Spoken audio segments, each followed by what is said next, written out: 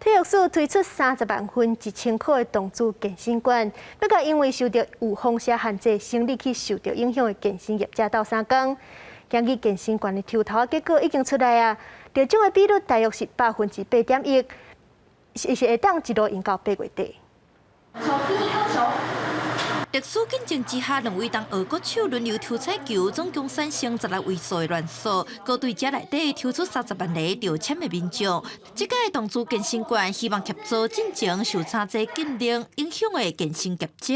在这一波的一个最后加码，或者是说1000块钱的一个刺激之下，我相信其实这是一个动机，会让大家回流。有业者表示，目前会员回流大约是正常的70%，因真乐观看待。体育署嘛表示，这届总共有366万6000多人参加抽签，调签率大约是8.1%，30万份1000块，民众通自7月2号使用到8月底，嘛通分次使用，卖使甲进前的动资券2.0加发的200块做费用。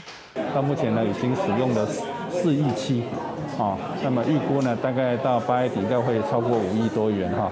那实际上呢，那么交易的金额是有7亿6，所以整体的经济效是算还可以哈。体育署表示，进前因为本土疫情滚价，真侪健身业者受创严重，才会拨3亿纾困金，伫这波动资券，希望协助业者恢复正常。记者陈彦波、李孝凯台北采访报道。